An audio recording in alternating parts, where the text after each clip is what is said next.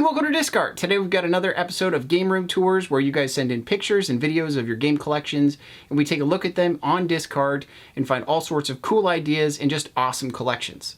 Let's take a look.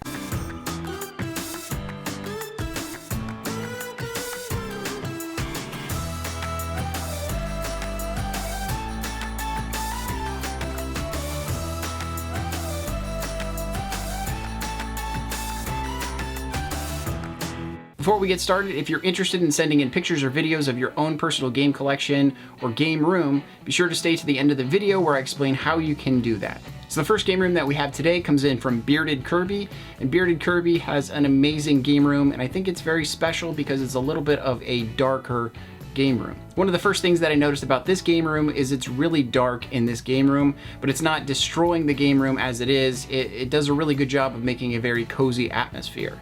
One of the things that makes it very dark, of course, is that the paint on all of the walls is this kind of dark blue. Definitely a distinct choice to make for a game room if you're looking for kind of a cozier, smaller space. Painting all of your walls darker colors will definitely make your room seem a lot smaller and also a lot cozier. If that's the kind of effect that you're looking for, that's definitely the way to go. But their choice of color in this room definitely helps to kind of balance out all of that darkness. They're utilizing a Kallax shelf that's actually one of the red ones. I don't even think that they make these anymore. I think it was a limited edition of the Kallax shelf from IKEA that was all in red. I also think it's interesting to note in this collection that they have chosen to get the white PS4 and the white Mega SG. So they're definitely making an effect there to have like these little bright spots in their kind of their darker room. And boy, is that Mega SG fantastic console. That thing is awesome. And then one of the things I immediately noticed about this shelving unit that he has is he has a couple display stands. Definitely something I recommend just having there, but these are fantastic. These come from the Cable Guys line of display stands, and they can hold so many different things that it's a great idea to have these stands just on hand. You can always put something in their hands and they can always be displaying something really cool. In this case, he's got one of his Arctis headsets on Banjo-Kazooie, as well as in Sonic's hands, he's got one of his PS4 controllers. And a wider shot of this room definitely shows that there is a nice balance between modern and retro gaming.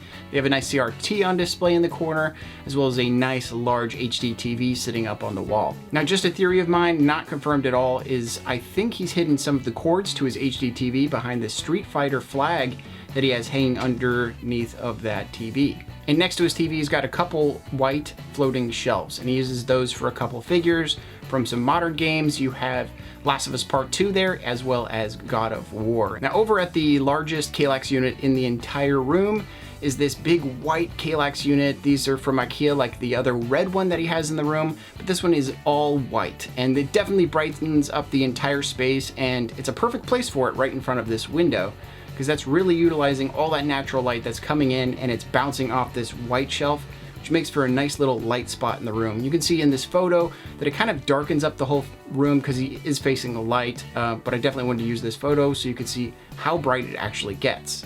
In other photos, you can see it kind of light up some of the plants that are on display and catch these nice smooth angles on all the things he has on display on this Kallax unit. As I've said in the past, I have a really big soft spot for having plants, even if they're fake plants, on display in a game room. I think it adds a lot of life to a game room and just overall makes it have a better feeling than that kind of cold feel of just only video game. And on the left side of the shelf, you can see he's got one of those Divoom Pixus. I really like these displays. You can put pretty much any kind of artwork that you want. They're completely customizable. There's lots of artwork available in the app that is available for them. I just really completely stand by these products because they're just a really cool thing to have in your game room that you can continually change over time and freshen things up. And there's also another little spot in these photos where you can see on a wall, kind of in the background, that he's taken some of his steelbooks and put them on the wall in a nice pattern. I think this is awesome because the steelbooks look fantastic. They all have their own individual identities, so when you put them on the shelf next to each other and you only see spines, they can be a little bit rough looking next to the other, say, PS4 games or something. But when you put them on the wall like this, they become an art piece. I really like it. And playing with the same ideas of light and dark in this game room, he also has this big white curio cabinet where he's decided to put most of his retro games. They are kind of stacked sideways on top of each other. I think there's a lot you could do there in that space to display all of them, and that's just gonna take time and some money. I can see that he's taken some of the Game Boy games that he's had and put them on some of those really cool single play stands that I highly recommend. and made those look absolutely awesome. But even in the same effect of these being stacked on top of each other, he's done a really good job putting them in this cabinet because it has its own internal lighting, and that just makes it this big bright spot in his game room, and it's really cool to look at. And before we leave this collection, I definitely wanted to do a shout out to the fish tank in the room. This is a Star Wars themed fish tank that's in there. Really cool to have a fish tank in a game collection. And the next collection comes from somebody you guys may know, and that's DreamcastGuy. He actually sent in photos of his collection to add in here with everyone else's, and he has a massive game collection. Over the years, I have watched it grow in the backgrounds of his videos, and this thing is enormous. Now, from the first wide shot of his collection, you can see that he's utilizing 2 media shelves, and these are really big media shelves. I don't think I have seen these in particular, so I am interested where these actually came from, if they come in different colors, etc. But they are 2 very large ones. It seems like they're holding about 24 games per section. So that's a lot of games that you're going to be able to pump into this wall piece. And essentially this is just a ton of games, and this is a great way to put a lot of games into a smaller space. If you have an apartment space, if you have just a small room to deal with, this may be the way to take a large collection and then display it that way. And one of my favorite effects when it comes to displaying collections, especially when you're looking at spines for the majority, is having these little pods of different games all over the place. It seems like DreamcastGuy has been all over the game spectrum, from Wii to Sega CD to Dreamcast, of course. Lots of Xbox games, GameCube games, PS3, PS2, PS1. It's probably got every type of game imaginable in this shelf. But the thing that I think is key is that each area has its own little quadrant. There's these little spots that are kind of broken up into sections, and it just makes for a more interesting shelf as it is. There is one quadrant in this collection that I'm a little bit worried about, and that's Sonic the Hedgehog shoved in between all the different games. For somebody who really likes Sega, you just did Sonic the worst way you possibly could. That poor Sonic the Hedgehog is jammed in there. Hello darkness, my old friend. Now, one of the places that I think is the most important on this shelf and where they have the most impact when it comes to displaying things is kind of in that center line. A lot where those handhelds are. Handhelds are one of the best things you can display in a game collection just because they look so good sitting there on display. I think handhelds are a fantastic way of just kind of adding a little bit of display to your collection. Clearly he's done that, putting it into this kind of center area. Definitely draws your eyes into these Game Boy systems as well as the Sega systems that he's got on display here. Even in where he's got the Game Boy consoles on display, there is several Game Boy Advance consoles that are stacked on top of each other, being utilized as a stand for a Game Boy Advance SP.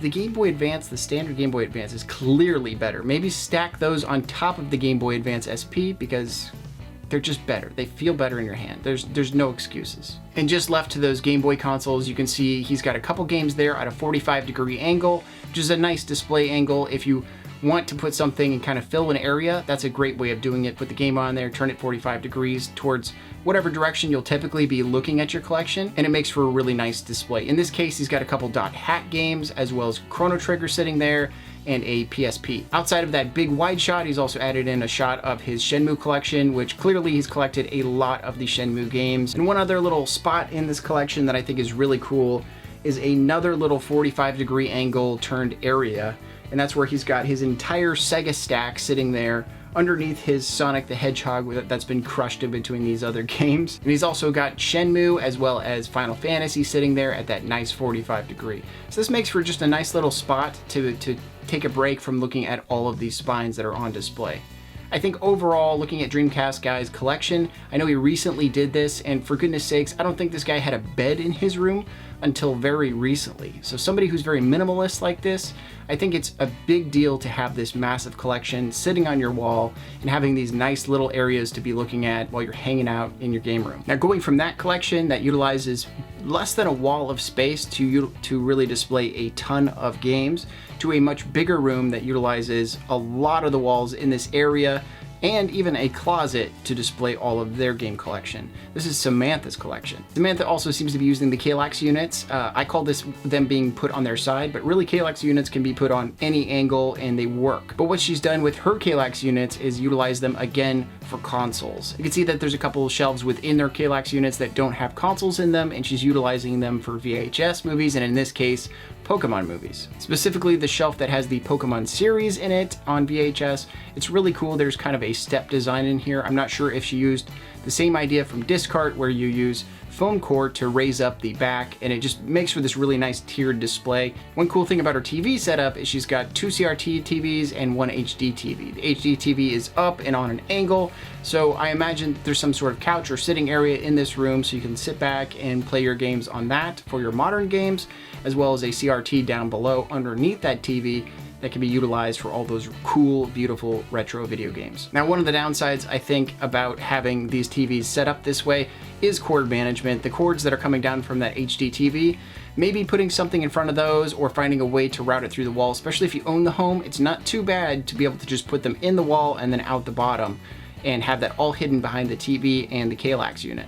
Definitely a lot of symmetry going on in this collection. She's got the Kallax units on each side, as well as a couple floating shelves on the left and the right. Those are just a great zone to be popping things. In this case, a lot of Pokemon stuff. Now, panning over to a completely different quadrant of this game room, and what I think is very interesting about this room is the closet. There's a closet, and you may not first see that it's actually a closet like I did, but this is a closet that's completely been designed to hold as many video games as possible. And I really love this idea because it essentially turns your closet into kind of a semi-storage space slash displaying space, but also it allows for the rest of your room to be dedicated to displaying everything in a perfect manner. When you end up with too much stuff around, too many figures, too many things on top of other things, it kind of muddies up the space and makes it a little bit overwhelming.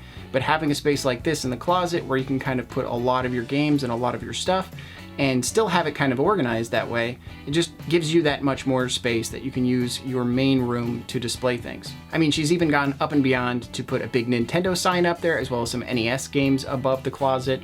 It really fooled me into thinking it was just a nook to put all of these games into, and then I realized this is probably a closet, but it just makes me think more about my closets and what I could be utilizing those for. Now, she gave me this beautiful vertical shot of these Game Boy games that she has on a shelf, and I looked pretty close at this. I believe I've seen a unit like this at Michael's, possibly for like mini figures or something like that. These can be relatively expensive, but definitely makes for an awesome way to display a lot of your Game Boy games. I mean, this closes up, it keeps everything dust free, and it can be mounted to a wall. So what more is there to ask for? And outside of that, the wall's also painted with that awesome blue paint and these awesome perler designs that she has throughout her collection. I assume she's made most of those by herself, but I'm always really impressed by perler designs because it takes a lot of time and attention to detail and just really putting together something that you care about. And then to one of the last walls in this collection, you can clearly see that Samantha has no investment in the Pokemon series whatsoever from this shot. I really love seeing this stuff because you're like, man, this person loves Pokemon. And you know, I thought I loved Pokemon and I just have a few Pokemon things around. I grew up with it, I really love it, but clearly Samantha's gone up and beyond and just has a love for that series. And of course she's displayed that by putting these kind of floating shelves up there and putting a lot of the Pokemon plushies and figures all around her collection. On the left side floating shelf you can see she's got a Game Boy Color, which is the Pokemon edition that came out, as well as the Pokemon Game Boy Advance SP that are sitting there. I think the Game Boy Color also has the Game Boy camera sticking out the top as well. On the right floating shelf, there's a couple of Pokemon figures in there, as well as some custom game cases, I believe, for N64 Pokemon games. And there's this big green box that looks like if you hit a button, it would rotate what kind of Pokemon is in there. I'm very interested to see what that is. Looks like a cool device and really a cool thing to have on display. That thing certainly grabbed my attention. Oh, and of course there is a nicely framed Super Mario World poster sitting there in the middle of that wall, which I think kind of anchors it all together. It's a really nice space. I'd like to go in here and just look at all of these different things that they have in the game collection. There's certainly a lot going on. You can see that Samantha has utilized a lot of different display functions throughout her collection to find different ways of displaying her games, her figures, her plushies, even her TVs. There's just a lot going on. I mean, I'm even noticing right now that there's this cool Mario pad that's underneath where the CRTV is. That's pretty awesome. But I think really what makes this Game Room Tours show really cool is that I get to see all sorts of different things that I never would have seen anywhere else in this show. And it's just really cool to get all those photos and those videos sent into Discard and check through all of those.